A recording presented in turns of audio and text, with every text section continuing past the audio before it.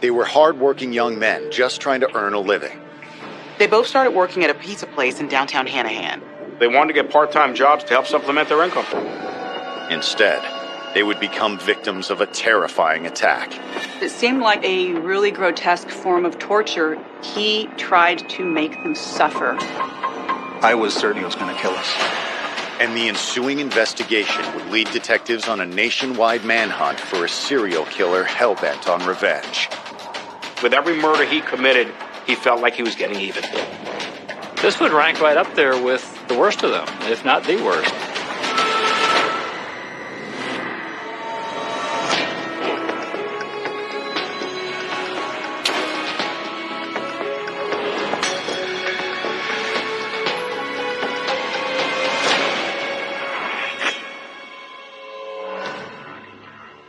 December 4th, 1985. It's another quiet night in the small town of Hanahan, South Carolina. Until a little after 2 a.m., when an injured man stumbles into the police station on Yeamans Hall Road, covered in blood. The dispatcher on duty sees this guy come in, and from the looks of his wounds, it's clear he's been in some type of shooting. I think there were 3 or 4 gunshots to his head, as I recall. Because of the gunshot wounds, he was bleeding profusely. As you might imagine, a very dramatic scene. He'd been shot in the head, straight into his mouth. They immediately notified the police units as well as the fire and EMS, which was right next door to us. Paramedics quickly arrived to administer first aid. In addition to his injuries, they noticed 2 other strange details. As they're working on him, they realize the shirt he's wearing is actually a pizza delivery uniform, and it looks like he'd been tied up. He had a piece of phone cord wrapped around his wrist, where apparently he'd been tied up. They immediately get an ambulance to transport him to the hospital, and the police officer hops in the ambulance trying to reassure him and find information. It's obviously difficult for him to communicate, but he was able to tell them there was a robbery at the pizzeria where he worked. He had managed to drive his truck about a block from the store and then had managed to stumble into the police department on foot. I have no idea other than that was God's will for him to make it there. Officers are dispatched to the location, where they encounter a disturbing scene. The door was open, the lights were on. It was in disarray in certain areas, particularly the office and behind the counter. There was blood all over, and the phone cords had been removed. It looked like the aftermath of a robbery. The cash register and the safe were both open, and the cash was gone. They also find a second victim in the back of the store. It was another young man in the same uniform as the first victim. He'd been shot in the head, and he didn't survive.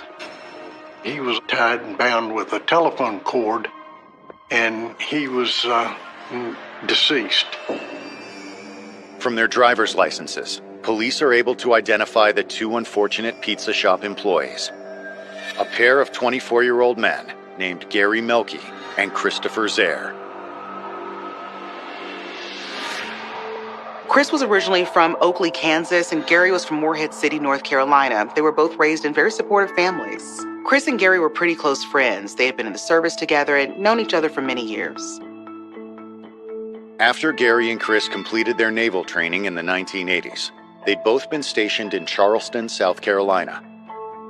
Back in the 1980s, we had a big Navy presence in the Charleston area, and Gary and Chris worked at the Naval Hospital, and basically the Naval Hospital treated Navy people and their dependents. They probably weren't making a big wage doing that, so they wanted to get part-time jobs to help supplement their income. They both started working at a pizza place in downtown Hanahan.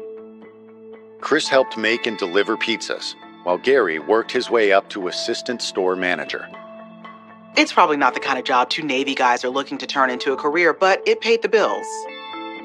They're working really late hours to make ends meet. By all accounts, they were just outstanding and upstanding citizens. But it seemed their part-time jobs had put the 2 men in the wrong place at the wrong time. An armed robbery has left Chris dead and Gary on his way to the hospital in critical condition, and investigators are combing the store for clues. Basically, there was no DNA known at the time.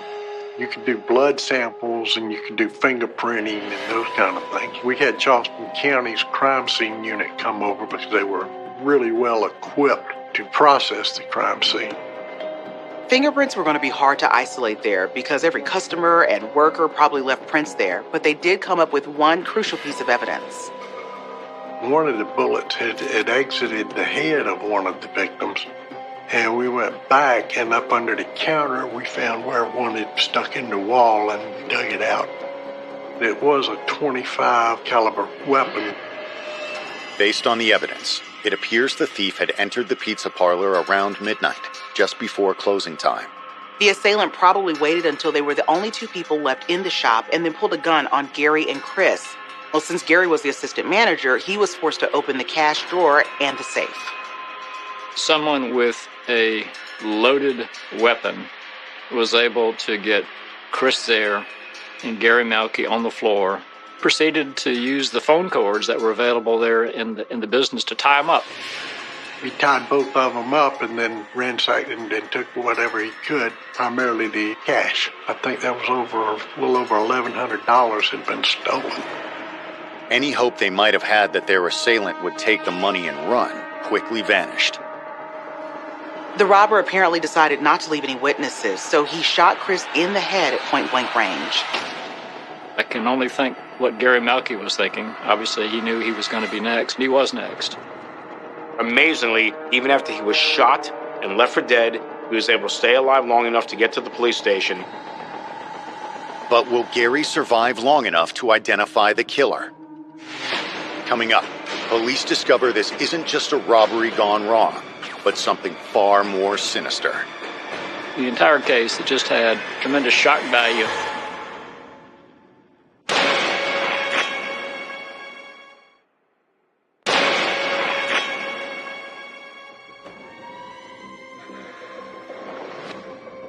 Detectives in Hanahan, South Carolina are investigating a shooting at a local pizza parlor that has left Chris Zare dead and Gary Melky in the hospital.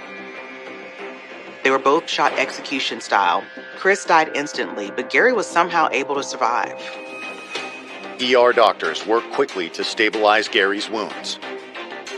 He'd been shot 4 times in the temple, the jaw, the base of his skull, and his neck. It must have been touch and go for a while. One of the officers went with Gary to the hospital. Once hospital workers cleared his mouth of blood enough for him to talk, he asked if he could describe the shooter. To their surprise, Gary says he knows exactly who shot him. A recently hired fellow Domino's employee named Mitchell Sims. Gary was screaming in pain, but he was able to give a pretty good description of Sims, including the color of his hair. We contacted the store manager, and he came to the scene, and he pulled Mitchell Sims' application and provided it to us. According to his records, Mitch was a 25-year-old part-time employee. He had not been working there very long. When investigators contact Mitchell's family, however, they learn he has a checkered past.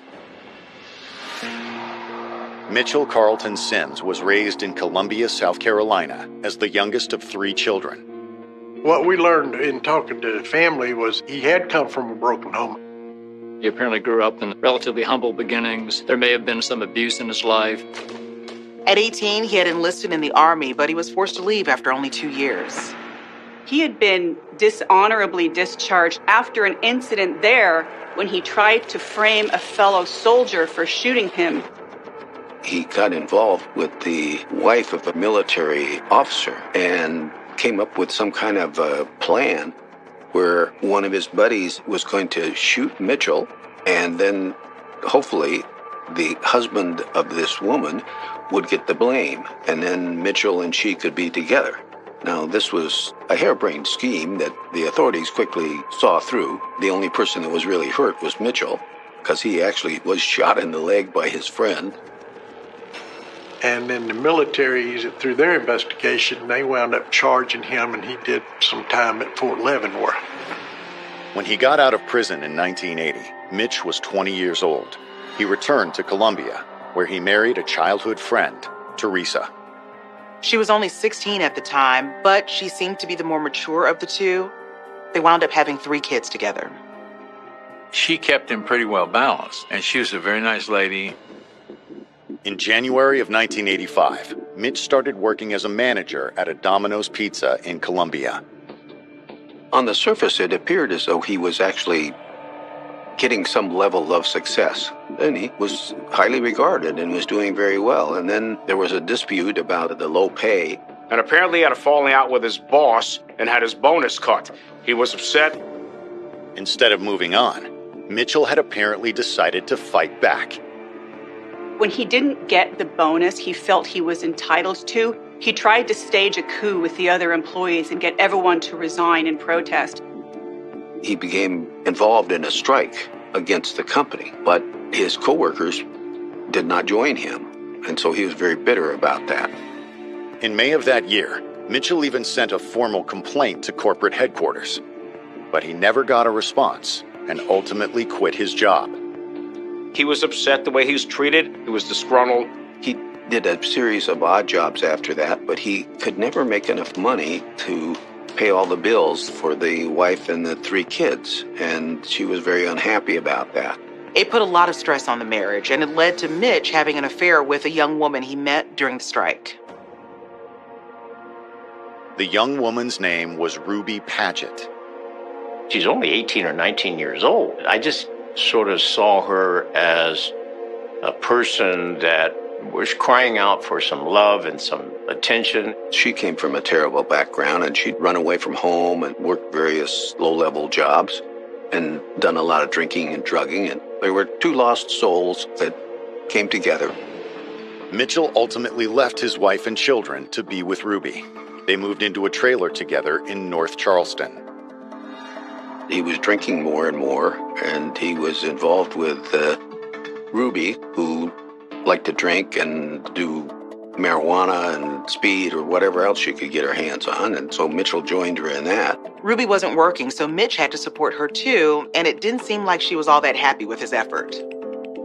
What little income that he could earn was squandered on alcohol and drugs. In November of 1985, Mitchell swallowed his pride and applied for a job at a different Domino's franchise, this time in Hanahan, South Carolina. But after only 2 weeks, it already wasn't going well. They'd given him a part-time job delivering pizzas, but a couple of weeks after he started, his truck broke down and he couldn't afford to fix it, which means he couldn't deliver pizzas. He was basically worse off than when he started.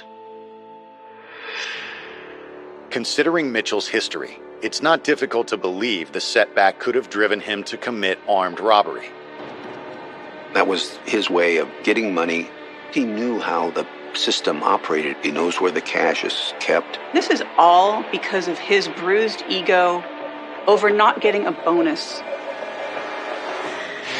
Coming up, investigators' search for their suspect becomes a nationwide manhunt. He went on a crime spree, and he wanted to get revenge. He had a hunger to kill.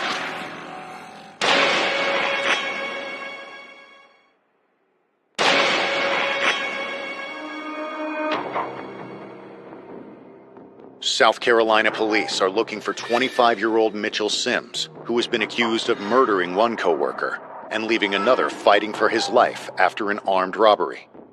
He already had the money when he shot them both execution style and close range in the head. It was very gruesome.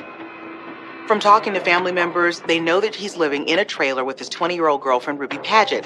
They just don't know where she fits into all this yet. Investigators obtain the couple's address from Mitchell's job application. We then met with North Charleston Police Department because the residence was in their jurisdiction. And we went over there, but we couldn't locate exactly which mobile home he lived in. We got a search warrant for it. And we went back over there the next morning, and that's when we found out which one he lived in. But when officers enter the trailer, they quickly realize that they're too late. During that time gap, Mitchell Sims and Ruby Paget, they were able to escape. We had officers go to the airport and check with all the airlines there. We had officers go to the bus station. We were checking all the motels in the area. It was all over the police radios. The police told us Mitch Sims' name as soon as they found out because they needed the media's help to spread the word. They did give a picture out to all the local TV stations just in case they're still in the area. We ultimately developed some information that he might have taken a bus out of Charleston. And that's when we got with the Federal Bureau of Investigation, and they sent a couple agents out to work with us. While the manhunt expands, investigators receive another piece of bad news. Following surgery, Gary fell into a coma and never woke up. He died less than a week after the shooting. After everything he had been through, that was heartbreaking. Unfortunately, it also meant police wouldn't have his testimony, and that was their only evidence at that point. With no witness and no leads, the case seems to be getting colder with each passing day. Until December 10th, a week after the armed robbery in Hanahan, South Carolina, police 2,500 miles away in Glendale, California, get a surprising call. A young man named Richard Wagner says he has information about a robbery that happened at a pizza store in Glendale. Richard Wagner walked in just to visit his coworkers because he also worked there, but he was off duty that night and saw this individual who he didn't know. Richard says the stranger came out of the back wearing an employee's shirt and answered the phone as if he worked there. Something about it felt immediately off to him. Nobody in the store was acting the way they normally would. His friends who were working there treated him strangely as if they didn't know him, so he quickly became suspicious. He also saw him smoking a cigarette, which was a no-no under company policy. Richard called his boss at a payphone. He agreed to meet Richard at the store to find out what's going on. But when they got there, they couldn't see anyone at all. They immediately called police. Officers arrive within minutes. At first glance, the store appears to be empty. But when they open the walk-in cooler, they make a gruesome discovery. There were 2 employees inside, hanging from storage racks. They were standing on boxes and gasping for breath. It seemed like a really grotesque form of torture. They were tied with their hands behind their back, with the rope going over a rack and the other end around their neck. They were having a great deal of trouble staying up off their toes so that they wouldn't choke to death. Police quickly cut them down. The 2 victims turn out to be 41-year-old delivery driver Ed Sykam and 19-year-old assistant manager Corey Spearoff. They gave us jackets and blankets and whatever else they had to try to warm us up. They immediately started the questioning of just, what's the story, what happened? Corey tells them that Ed stayed behind to help him close up for the night. Another employee, John Harrigan, was out making his last delivery. I had already pulled the cash and I was making up my bank deposits. I heard someone come into the store. Corey goes out front thinking it's John, but instead he finds 2 customers, a man with dark hair and a skinny blonde woman. Corey tells police that before he could even say they were closed, the man pulled out a gun. My whole being was sucked right into that barrel. Very calm. He just said, go back in the office. Ed was standing just off to the side, and he saw what was going on. He was instructed to come over, and we both went into the office. She had a long butcher knife. She was the one who was basically collecting the money, so I was giving the money to her. This was probably the perfect time for them to approach and rob us. It was the very end of the night. We were minutes from closing. We would have already begun to accumulate any cash or monies in the store to make the bank deposits. Corey says he warned the couple that their delivery driver would be returning soon, but they didn't seem to care. I said, if you hear someone come running in the door, don't panic. He's due back any moment now. Corey said the man just took off his sweater and showed him what he had on underneath it. It was a pizza delivery uniform with John's name on it. He sort of laughed and said, no, I don't think so. It was alarming. A whole bunch of thoughts go through your head on, what happened, where's John? Once the robbers collected all the money, they told Corey and Ed to both face the wall. The wall, he had the gun up, extended out, and I was certain at that point that was when he was going to kill us. But at that exact moment, they hear someone come into the store. At that very moment, someone called out, hey, is there anybody here? So I looked back at him and said, what do you want me to do? And he put the gun on my head and said, don't do anything stupid, or I'm going to blow this guy away. Coming up, another victim with a familiar M.O. The taking and killing of the employee, and then the way he tied the other employees up. He knew the ins and outs of the pizza operation.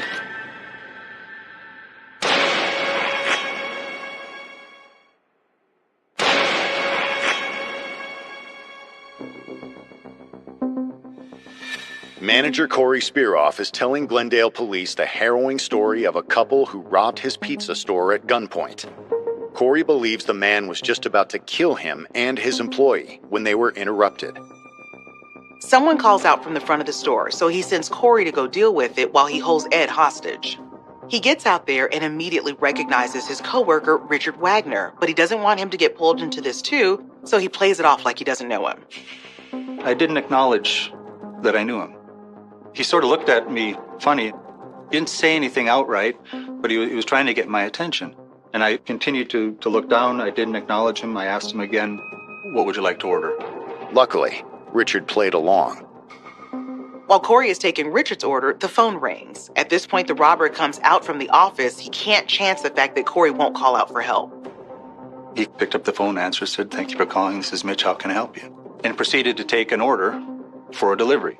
Corey finishes ringing up Richard's pizza and tells him to go outside and wait in the car. He'll bring it out when it's done. But at that point, Richard has figured out what's going on and he calls police. Corey says that's when the man calling himself Mitch decided to leave them in the walk-in cooler, and he'd come prepared with a rope. He said, "Put your arms behind your back," and he took the end of the rope and looped it over the top of a metal shelf and pulled that back down and tied off around my neck. During the process of being tied, and I was in first, he brought Ed in, tied him, and I believe Ed was complaining a bit about how tight it was, or he was choking. The response very simply was, "So at least you're alive." We didn't know what was next. We didn't know if he was going to open the door and shoot us. We didn't know what was going to happen at that point. If we came off of our toes, we'd strangle. No matter how you move, no matter what you do, you're in pain. Your legs, your ankles, your calves are hurting, screaming. It's cold. It's probably 35 degrees in the cooler. By this time, we're bound, so we've got a loss of circulation. We've been in the cold for a while. So your fingers just don't even really work that well. They couldn't, they were too cold. They would have died there, but for the fact that police were on their way. In fact, it was Richard Wagner's quick action that saved their lives. Corey is thankful that he and Ed survived, but he's worried about what Mitch might have done to his other driver.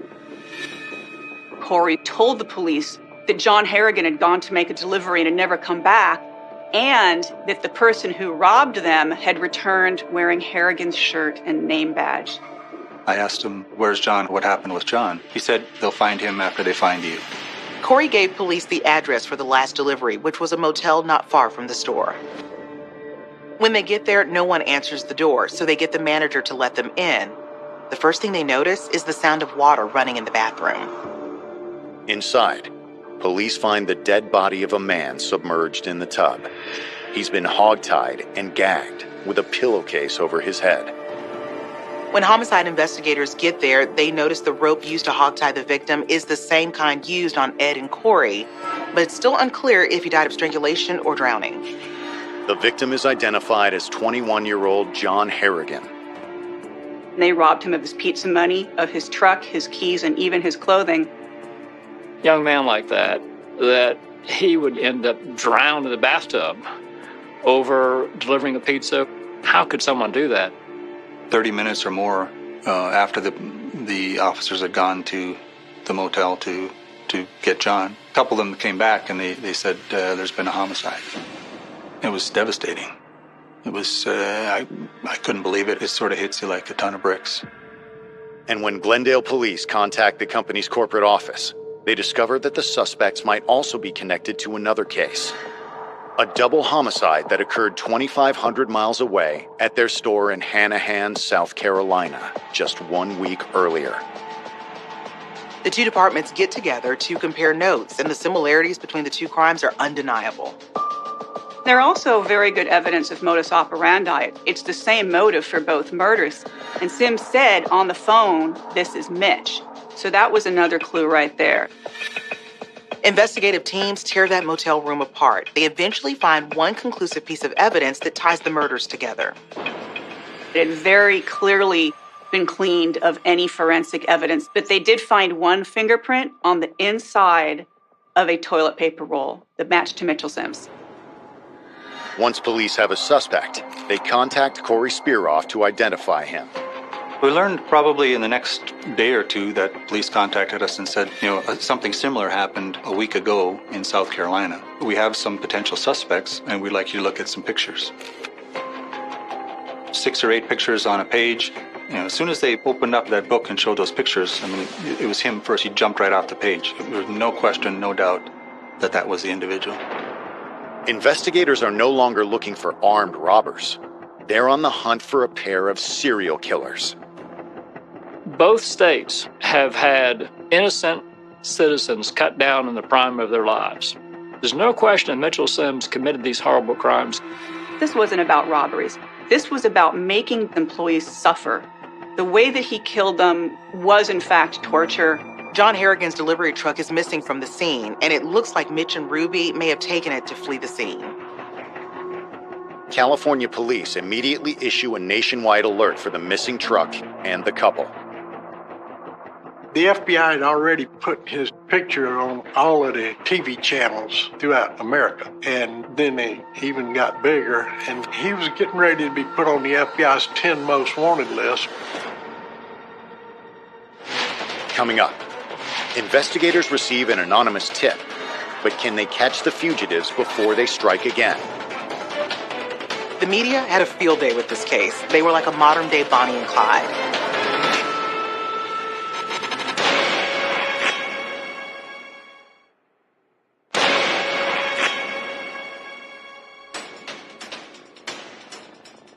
Investigators from multiple law enforcement agencies around the United States are working around the clock to locate 2 suspected murderers, 25-year-old Mitchell Sims and his 20-year-old girlfriend, Ruby Paget. It got a lot of attention from the press at the time. It was a sensational case. It was all over the news, all over the newspapers, the TV, the radio. It became interesting because, number one, there were multiple killings, and secondly, involved a national corporation. The corporation took a very keen interest in this. To assist in the search, Domino's Pizza offers up a $100,000 reward for any information leading to their capture. I understood that this is a company that believes in its people, takes care of its people. They really stepped up with a substantial reward for the capture of these individuals. I think they recognize that we need to bring to justice whoever is killing our innocent employees. Nobody knew where they were. So there was real concern in the company, for sure, that it might happen again. 10 days later, on December 21st, officers in Las Vegas, Nevada, find an abandoned truck in a casino parking lot. They run the plates and discover it's John Harrigan's missing truck. It had been wiped down just like the motel room, but inside they found John's uniform and his name tag. So that tipped the police off to their general location. Investigators immediately shift all the media attention to the Las Vegas area. His photo was on television, on the news. There'd been a media blitz about the pizza killers being in Las Vegas area. It doesn't take long for the move to pay off. Just before midnight on Christmas Eve, police receive an anonymous tip that Mitch and Ruby are holed up in a motel nearby. I went out there and checked with the clerk, and when I described him and he had seen the photo on television, he says, well, yeah, it could be him. It's around 2 a.m. and Las Vegas police surround the motel. If it is Mitch, they don't know how he's going to react. They don't know if he's going to go out in a blaze of glory. We went in naturally at gunpoint because he was allegedly armed and dangerous. I had one officer out back and one in front. So we walked up to the door and got beside it. I knocked at the door. The officers are ready for anything, but thankfully, the encounter doesn't end in violence.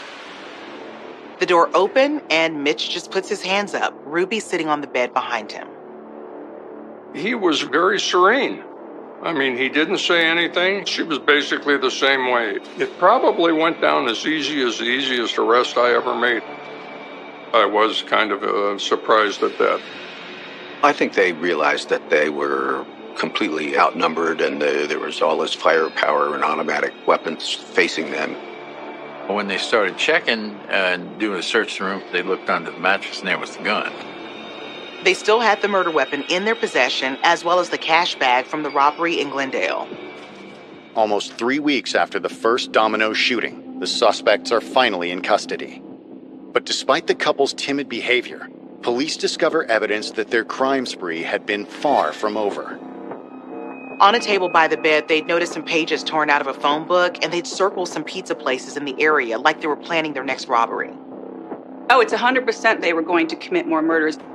Investigators are quick to notify surviving victims of the arrest. A few days after I had made the identifications, I then went back to Michigan for Christmas. And it was Christmas Day, the phone rang, and it was someone telling me that he'd been captured in Las Vegas. Mitchell Sims and Ruby Paget are immediately brought in for questioning. While Mitch remains tight-lipped, Ruby decides to tell investigators everything. She has no problem throwing her boyfriend under the bus. She says it was all his idea and goes into great detail about how he killed John Harrigan. Sims and Paget started the day by casing the store in Glendale. They then went to a store where they bought rope and a knife. That night, at their hotel room, they ordered pizza to be delivered to the room, but it was a trap from the beginning. As soon as John Harrigan walked into that motel room, Mitch attacked him. He kneed him in the stomach and then robbed him at gunpoint. This young man didn't resist at all. He was compliant. Ruby says Mitch didn't want to shoot John because of the noise, so he decided to tie him up instead. They wanted to leave him at the motel, but the plan got more complicated as time went on. Sims shoved a sock in his mouth and then tied a rag around that sock so he could barely breathe. They filled the tub with water and dumped Harrigan inside it. He never had a chance. I think Mitchell kind of panicked in the sense that the reason that he was fingered in the South Carolina homicides was that there was a surviving victim. She claimed Mitch held Harrigan's head under the water until he was sure he was dead. They then went back to the pizza store and robbed it. Ruby Paget never took any responsibility for the murder. She said she just went along for the ride and basically blamed Sims. The witnesses, however, don't see it that way. She was a knowing participant. She was actively involved. I think the two of them they fed off each other very much. I think one made the other worse and vice versa. The couple are charged with multiple crimes in 2 different states. But can prosecutors convince a jury to convict them both? Coming up, Mitchell Sims and Ruby Paget stand trial for murder. To me, the fact cried out literally for the death penalty.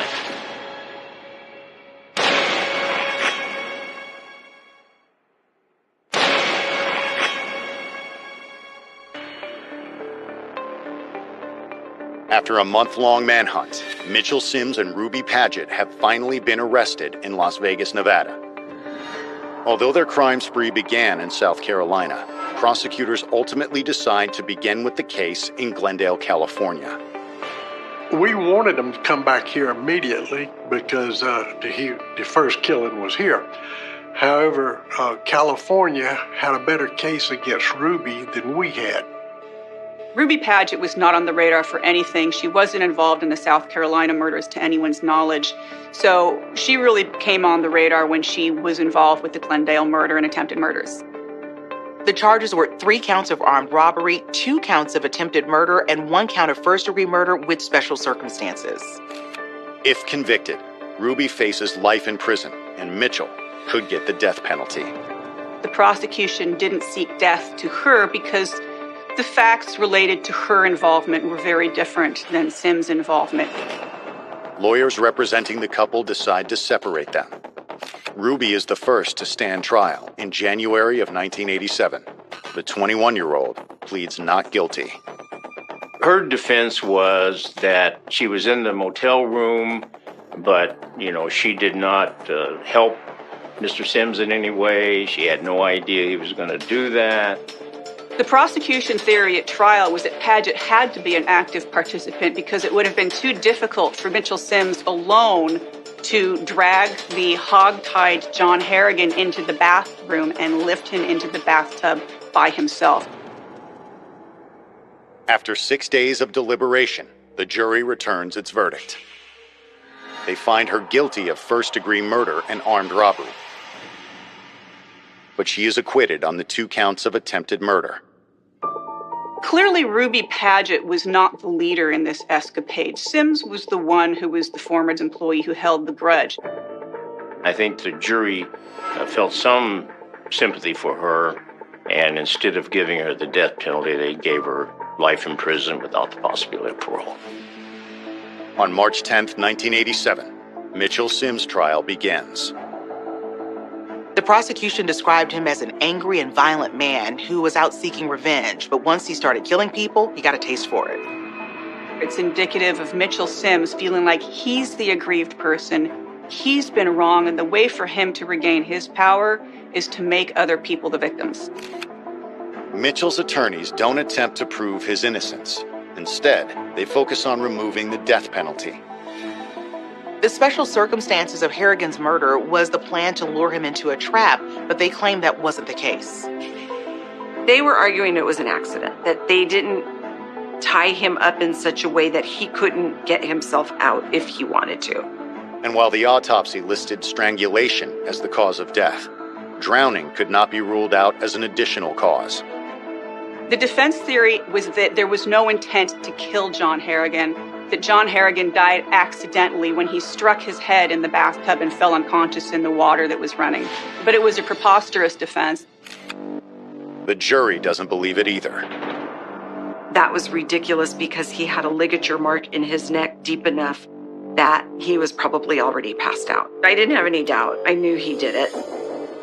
On May 20th, 1987, Mitchell Sims is found guilty on all charges. At sentencing, Mitch's lawyers tried to argue that he shouldn't be completely held responsible for his crimes because of a history of childhood abuse. Mitchell Sims' family background was one of the most horrific that I've encountered in my entire career as a forensic psychiatrist. There was, by his stepfather, verbal abuse, physical abuse, which were beatings of Mitchell with his fists.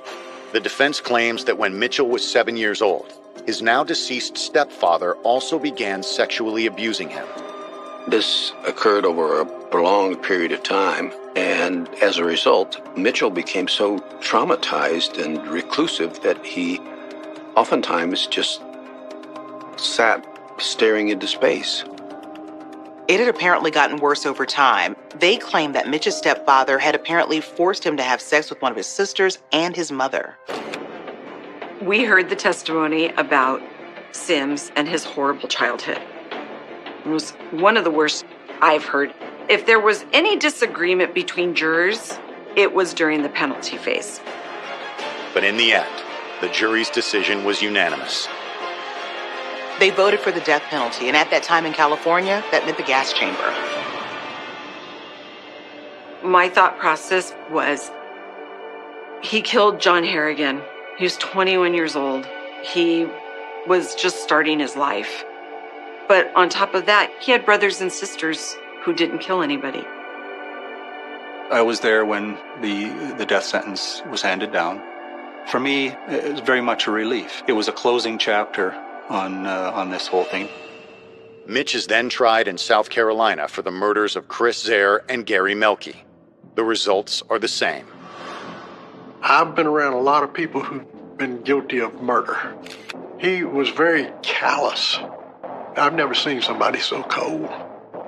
The jury deliberated for only 6 hours before finding him guilty. That resulted in a second death penalty. But no punishment could ever help the families of the victims make sense of their loss. What started as a bitter man's need for revenge had escalated into a murder spree that devastated countless lives. A lot of people, they're promised the jobs, they get cheated out of a bonus, they quit their jobs and move on. Mitchell Sims didn't do that. He decided to take out his vengeance. I still remember it, and I still remember the incredible loss that occurred with just outstanding individuals and the tremendous, horrible ramifications that it had with their families. Had Melky not survived the shooting, and if he wasn't able to tell the cops that Mitchell Sims did it, who knows how many more murders Sims would have committed across the entire country.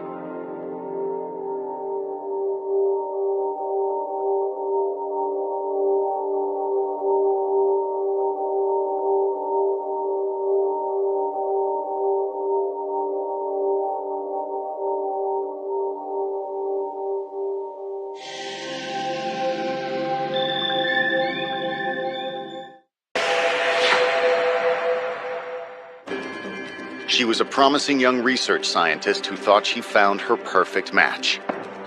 She was very well liked in the community and at work. He was like the office stud. Their relationship was progressing. Maybe this is meant to be. But this office romance wouldn't have a fairy tale ending.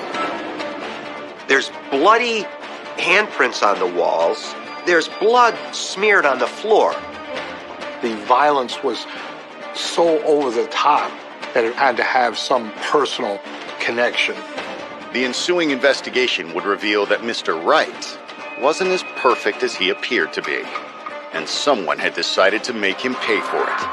And I was like, is there a female serial killer? What's going on here? The person who committed this murder had a score to settle. They chose violence. Bloody violence.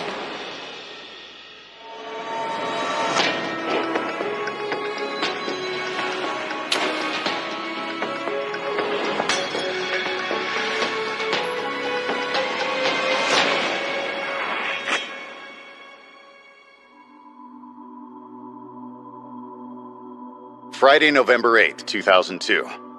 It's a quiet afternoon in the picturesque harbor area of Stamford, Connecticut.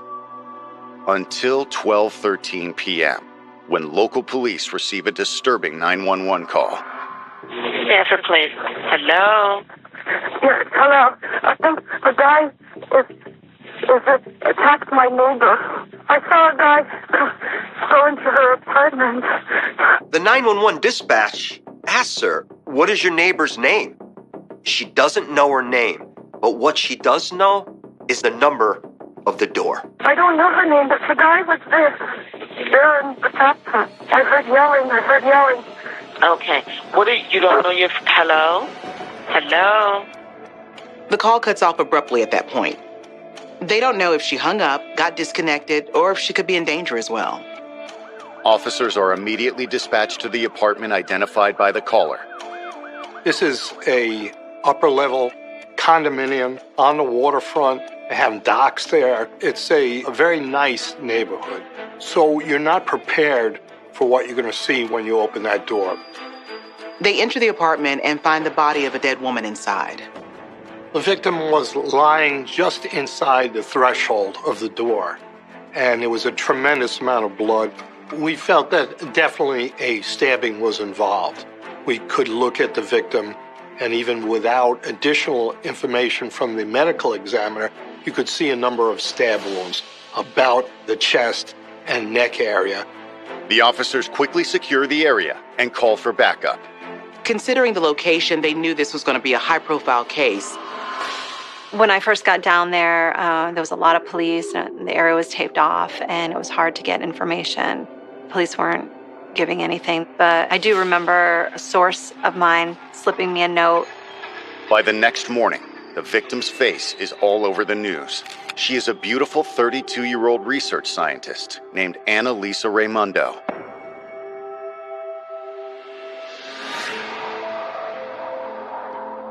Annalisa Raimundo was born to Filipino parents who immigrated into this country. Wonderful people. Her father was a doctor. Mother was a professional. She was just a go-getter, came from a family with very high standards. And I think not only did they want the best for her, but she fought to have the best for herself. Attended Harvard, attended Columbia for graduate school, and just kind of the apple of her parents' eye. After finishing her degrees, Annalisa could have pursued a career anywhere in the country, but she decided to stay in Connecticut. She had her pick, and she chose to go into pharmaceutical research, and she was one of the best at her job. She worked at Purdue Pharma, this big company right downtown Stamford.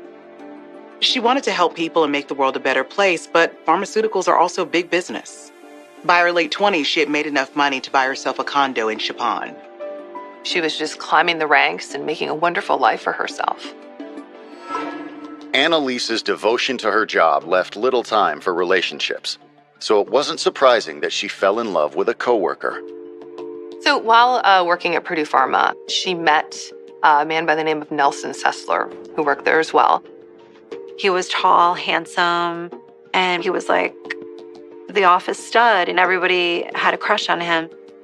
They started out as friends and then began dating casually at first. But by the summer of 2002, the romance between Annalisa and Nelson had become more serious. Their relationship was progressing. He was spending the night quite a bit at her condo. Employees definitely knew them as a couple. When there was a work function, they were together. They went out together. They did dinners together. They're making good money, and everything appeared that it was a good relationship. For Annalisa, I mean, she really felt like this was going to be her husband, like they were going to get married. But the couple's plans for the future would never be realized. 32-year-old Annalisa has been found murdered in her waterfront condominium, and the entire community wants to know why. Leading the investigation into this high-pressure case is Captain Richard Conklin. The minute you enter that apartment, the crime scene is all there. Different items that had been knocked about. One of the more bloody scenes I had ever seen.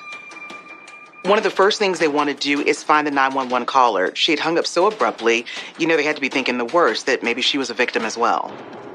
Someone called 911, and that person who called 911 said they were a neighbor. Who is it? Well, what happens is, when they begin to send out other investigators and start looking at tracing the call, what they find is kind of strange. When we find that the call came from a payphone about a half mile from this crime scene. If this caller's life is in danger, it would make sense for her to get away and call from someplace safe. But if she had done so, why didn't she just say that? They alleged that they were a witness to this disturbance. And, these are the things that were racing through our mind. Why didn't this person identify themselves? I think there were some red flags that immediately went up at that point. Immediately, we had to come up to speed very quickly. Who was this victim? What were we dealing with? Who might have done this to her? Coming up, crime scene investigation reveals clues about the killer. Stabbing someone is a crime of passion. You have to have some real deep feelings to kill someone that maliciously.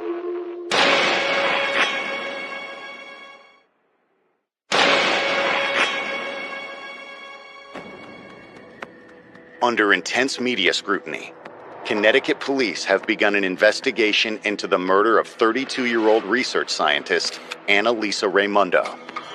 We're knocking on doors, we're doing computerized checks as to that residence. Has there been different disturbance calls there? Have they called for police services prior?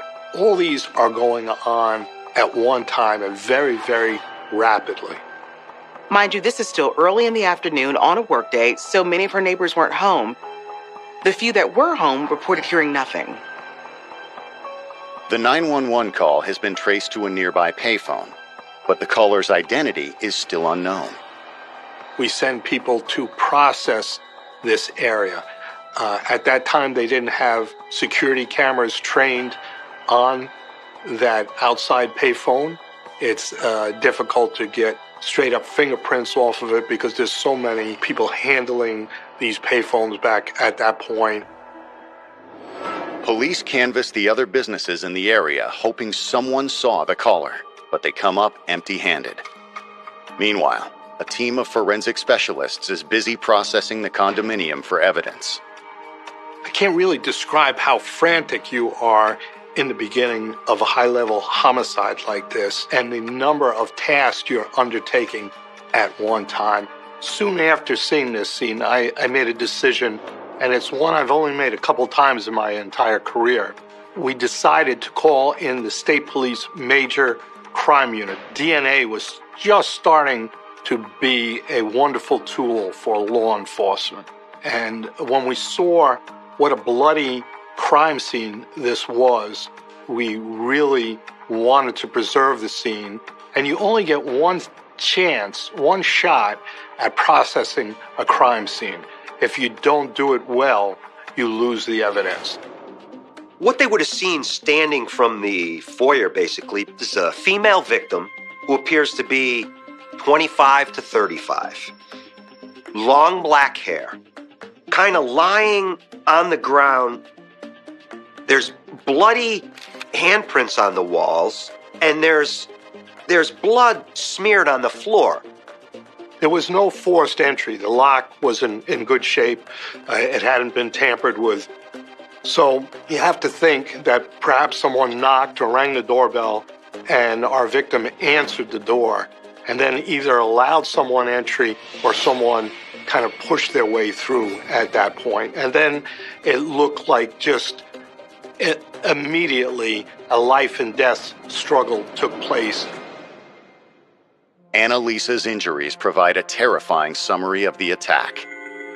There was a very violent struggle. There was glass broken. Annalisa was smashed over the head with an object and also stabbed several times in the face and neck, chest. Stabbing someone is a crime of passion. You have to be angry with someone or have some real deep feelings to kill someone that maliciously. And she was stabbed 9 times. The dumbbell on the ground has hair and it has blood on it. So they know that that dumbbell was used in this crime in some way. Annalisa's skull had been fractured by a heavy blow, and she had been stabbed a total of 9 times to the face, neck, and chest. One of the stab wounds had even reached the back of her lung. Thankfully, there was no sign of sexual assault. No, this was a prolonged attack, but whatever edged knife or weapon was used was not left at the scene. We could not locate that in that area. Further inspection also reveals a trail of blood leading away from the body. You can see bloody footprints and smudges going all the way to the bathroom. So for investigators, that bathroom becomes a focal point. There was some blood, a droplet of blood, as they described it, on the sink handle in the bathroom there near the entryway. We kind of felt that someone might have washed up there because it would be odd, to find that blood on that fixture like that. Police are hopeful the DNA will help identify Annalisa's killer. But what prompted the attack? You make some assessments as you're going along. Could someone had attempted to burglarize this location and didn't realize that she was home? As we look through the apartment, there's so many valuables left around. The place isn't ransacked. There's silverware, there's computers, there's TVs. There's still money in her pocketbook. I felt that the violence was so over the top that it almost had to have some personal connection to it. And police quickly learned there was no one closer to Annalisa than her boyfriend, Nelson. We started contacting friends and family. We were talking to neighbors, and we were able to make that she was in a relationship with Nelson Sessler. So immediately, that's put on our to-do list. Coming up, a loving boyfriend or a cold-blooded killer? I've seen people on scenes drop to their knees screaming and crying in disbelief that someone is dead. Why is this guy not completely distraught?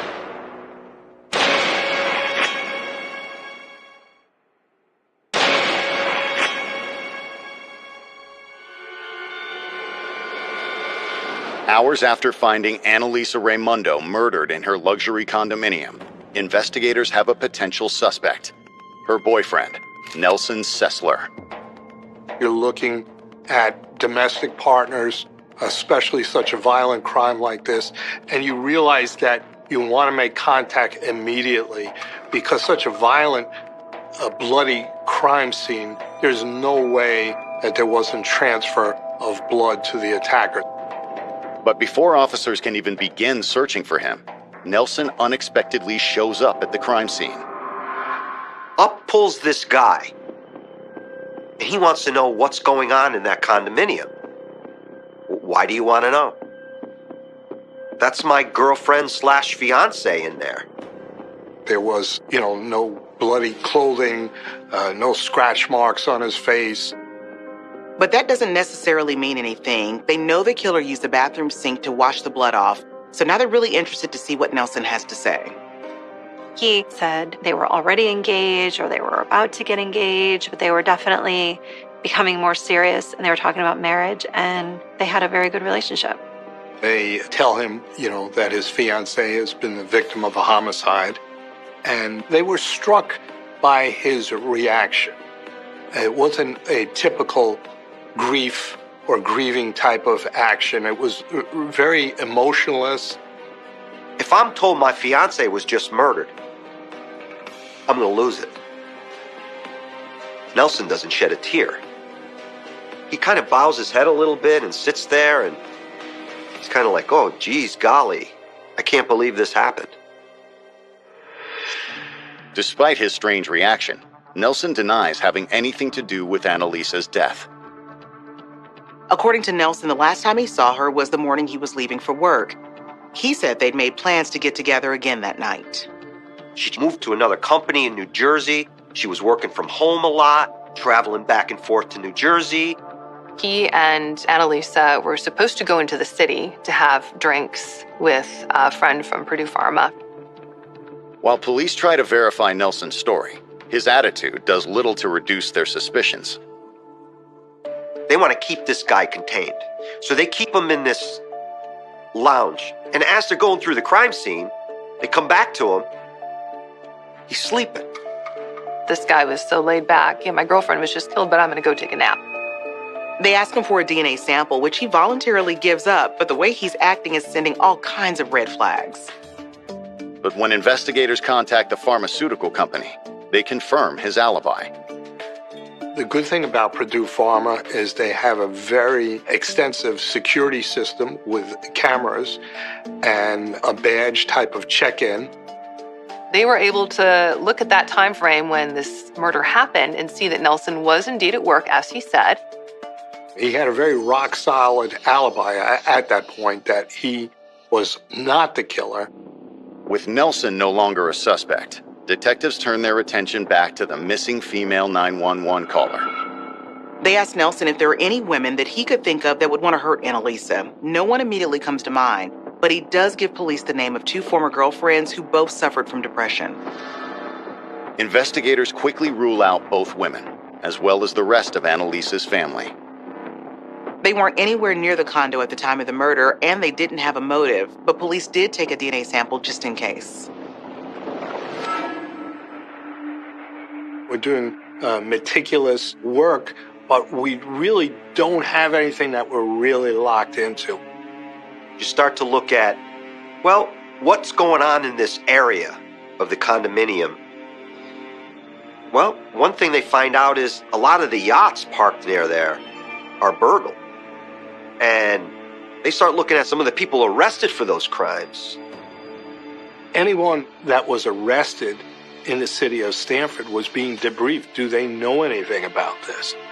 There was a great deal of frustration that we weren't making great headway in this investigation. Detectives' best hope for a lead comes from the DNA tests performed on the blood found in Annalisa's bathroom. The DNA hit comes back on a mixture of both our victim and another person's DNA. And again, you start looking for elimination, like you look for elimination fingerprints. They compared that sample to the exemplars they had with everyone they had talked to so far. As suspected, it didn't match Nelson or the victim's family. They submit that blood into CODIS, into all the systems, but comes up negative. If that person hadn't been arrested before, it's not going to pop up. It would either give a thumbs up or a thumbs down to any suspects that we developed later in this investigation. So it was certainly something we were very happy about and hopeful. But when months go by without any new developments in the case, those hopes begin to wane. There is no one left to interview at this point, and they still need more information on this mysterious 911 caller. It's like the investigation just comes to a halt at this point. You're just waiting for something to come in. It eats you up inside. Because you want answers for the family. You want justice.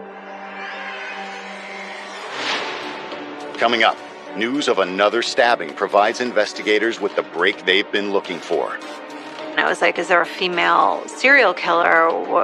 What's going on here?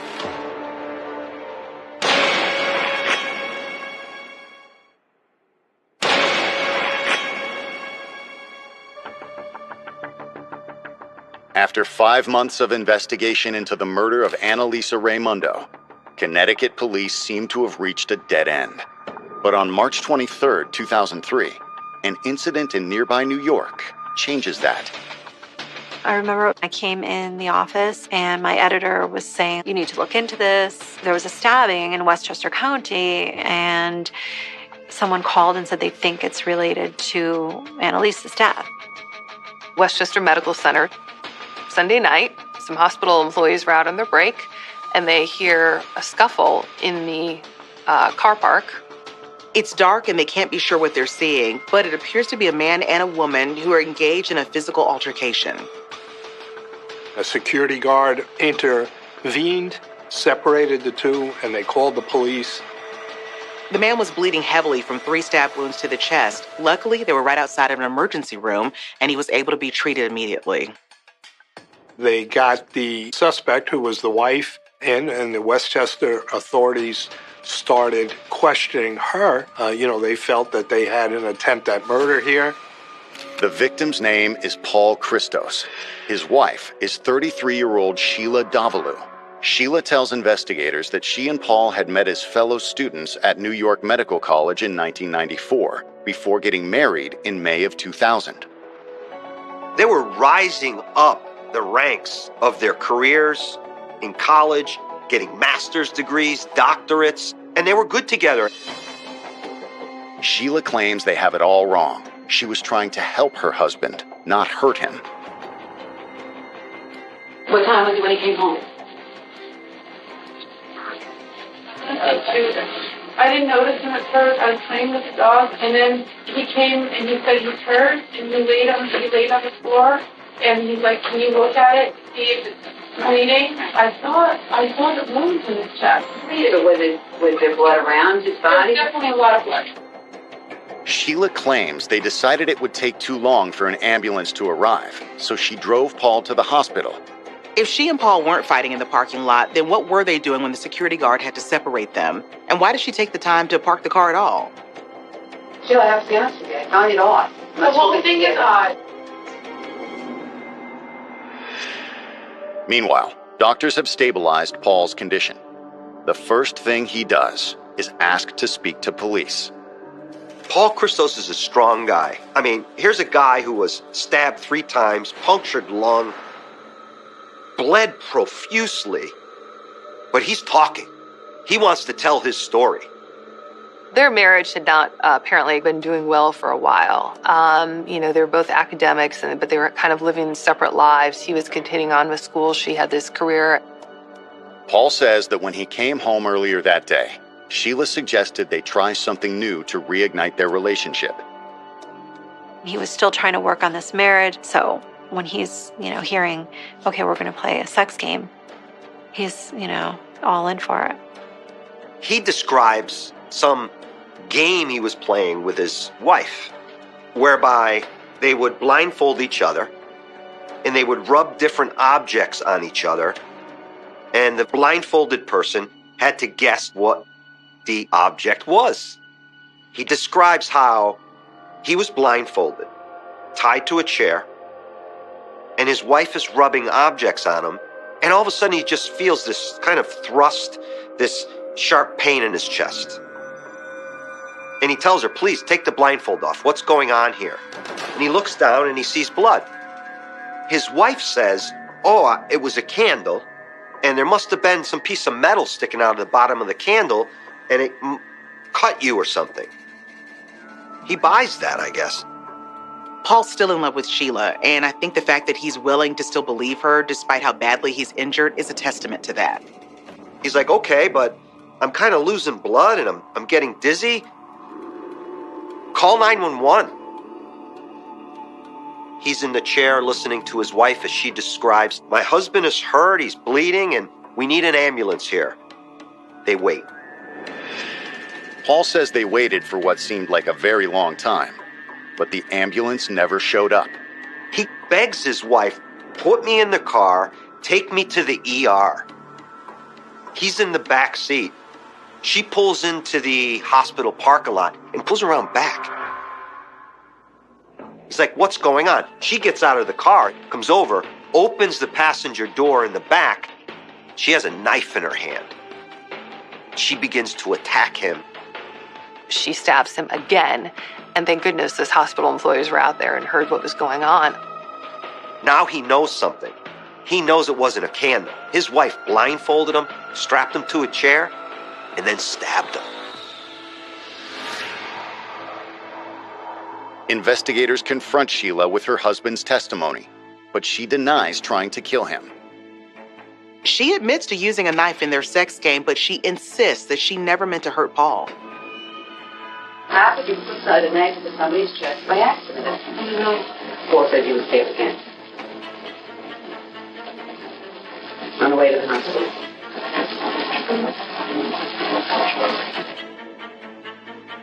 But when detectives search the hospital parking lot, they find two damning pieces of evidence. They find a bloody kitchen knife and Sheila's cell phone, which she dropped during the struggle. When they search her call history, it's easy to see she's been lying to them. Sheila Davalu never called 911 for an ambulance. She never dialed the number. Instead, she called someone else in Stamford, and there were voicemails from that same number in return. It's a guy who is traveling down to Westchester County in order to meet Sheila that night for dinner and spend the weekend. So it's clear that she has a lover, and that man's name is Nelson Sessler. Coming up, detectives in New York and Connecticut join forces to solve the murder of Annalisa Raimundo. I think that he needed a shoulder to cry on, and so she kind of played into that. He was vulnerable.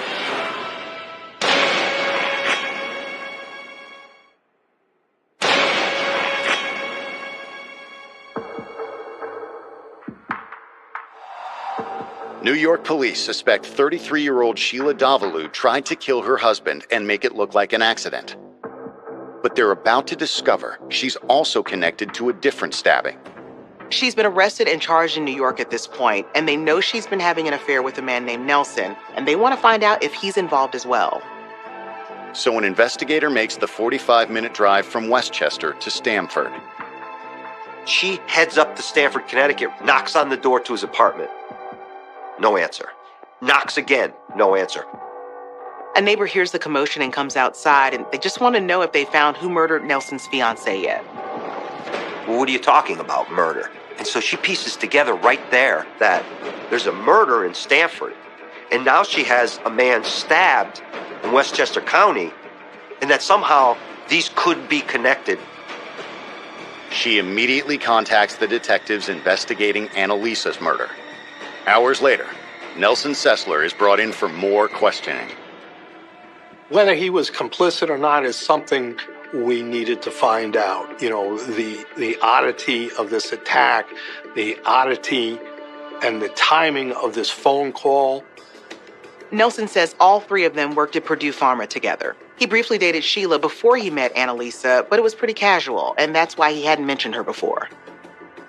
Sheila and Nelson had started seeing each other in 2001, but the relationship wasn't exclusive. Nelson, is kind of casually dating Sheila Davalu at this point and starts to casually date Annalisa Raimundo. Until he got serious with Annalisa, and then that relationship ceased. Nelson claims he and Sheila had broken things off in 2002. He also admits that for the past 2 months, he had been seeing Sheila again, but claims the affair hadn't begun until 2 months after Annalisa was killed. He was trying to get over the death of Annalisa, and I think that he needed a shoulder to cry on, and so she kind of played into that. Nelson said that Sheila had reached out to him with a care package full of cookies and things like that. Then the next weekend, she invited him on a ski trip with some friends from work, but when he got there, it was just the two of them. Either he's really gullible or she's really smart. Maybe a little bit of both, but he, fell right into her trap and kind of rekindled their relationship. Nelson also claims he had no idea Sheila was married. She worked at Purdue Pharma in Stamford, Connecticut. The one thing Sheila didn't mention at Purdue Pharma was that she had a husband in Westchester County. She never told anyone about that. Nelson told police he had slept over her house several times, but he never saw any signs of anyone else living there. When investigators follow up with Sheila's husband, they find out why. He goes into a lengthy story about her having supposedly a disabled brother who would come and visit for the weekend. Sheila says, if my brother finds out I'm married to you, he's going to get really upset. He's very possessive that way. Paul felt sorry for her and for him. It's hard to believe, but he would clean out anything that would link him to the apartment. Any pictures, clothes. He would go and stay with friends or in a hotel. Sheila would then have Nelson Sessler come over and sleep with him all weekend while Paul was at a hotel. In retrospect, it's easy for Paul to see his wife's deception, but he says it didn't stop there.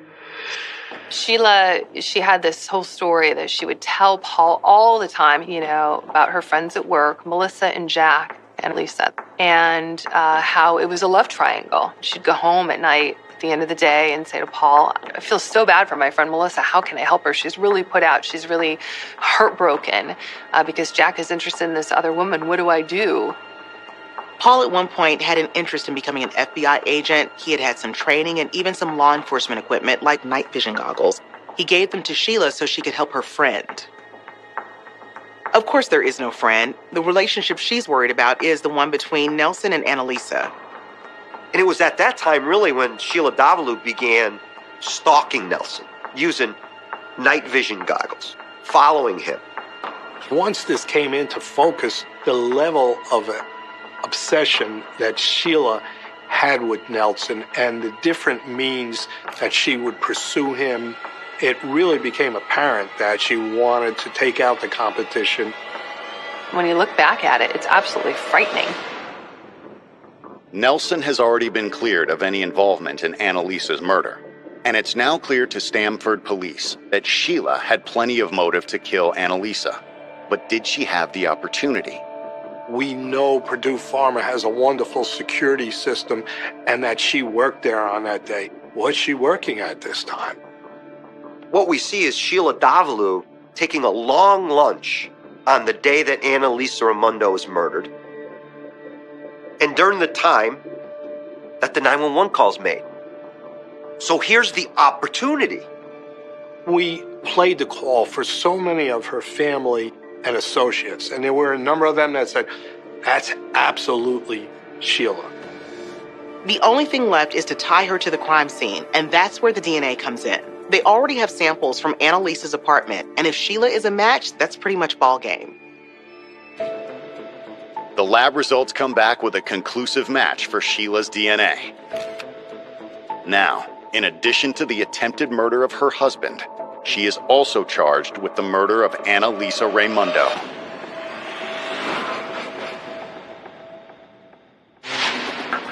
Coming up, Sheila puts her defense in the hands of the only person she trusts, herself. She believes these grandiose thoughts of herself that I can talk my way out of this. Everybody's going to believe me.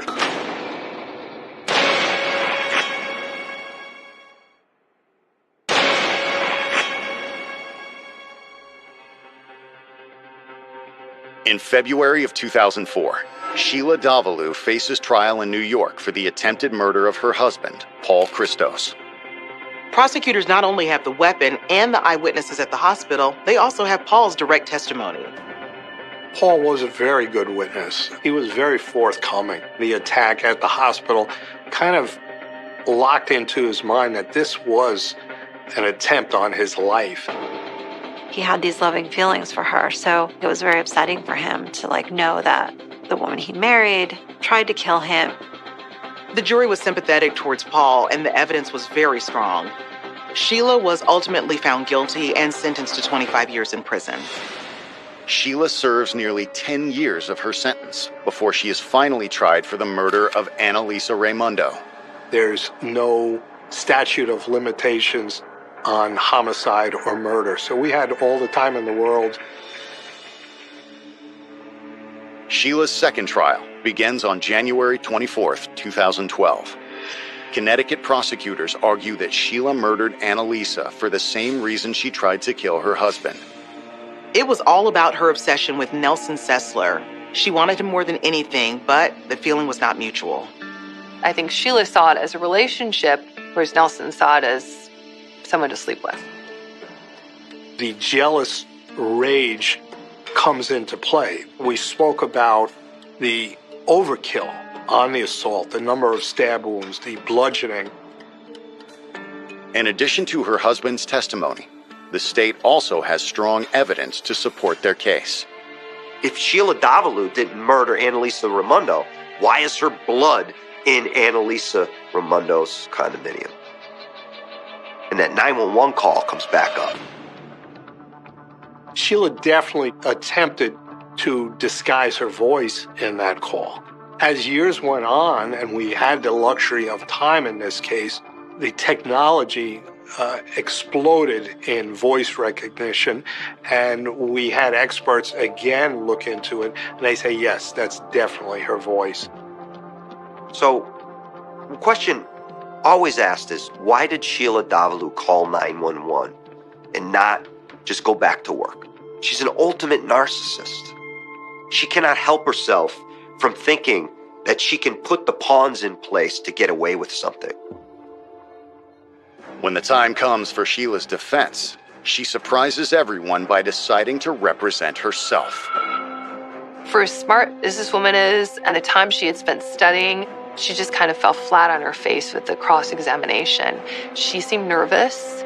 She seemed at many times like she didn't know where to go next with the questioning. The judge was very often frustrated with the situation, overrule what she was saying. Her only hope was to try and discredit the evidence against her. She asked the jury if they thought her voice sounded anything like the one on the 911 tape. She also called the DNA results into question. She felt that it was a mistake, or perhaps something that, we had orchestrated. She also tried to use the New York conviction as proof she was incapable of committing murder. If she were the one to kill Annalisa, then it stood to reason that she would have been able to finish the job with her own husband, especially since he was tied up and blindfolded. With Annalisa, there was rage. She went to her house, got in. There was a big struggle. I think with Paul, it was like, she had these mixed feelings. She was stabbing him, but yet she was helping him. She was stabbing him, yet she was putting him in the car and taking him to the hospital. On February 10th, 2012, the jury announces their verdict. Sheila was ultimately found guilty and sentenced to an additional 50 years in prison. To hear that verdict and just a sense of relief and, really feeling good for the family that, in a bad situation, we had given them some amount of closure here. We had ascertained the truth in this investigation. A scorned lover's need for revenge had torn apart several lives and ended the future of a promising young woman. I have this vision in my head of either the doorbell or a knock at the door and Annalisa looking through the peephole and seeing Sheila Davalu and kind of being quizzical like, oh, that's odd, but recognize her and really feeling no threat. That's the sad part, that she opened the door for someone that she thought was a friend or, someone that she knew and let them into her home. Sheila Davalu is really the ultimate narcissist. Still to this day, she'll tell you I had nothing to do with it. She even says, I will pray for Annalisa and her family. She's going to pray for the woman she murdered. That's a sociopath, and that's Sheila Davalu.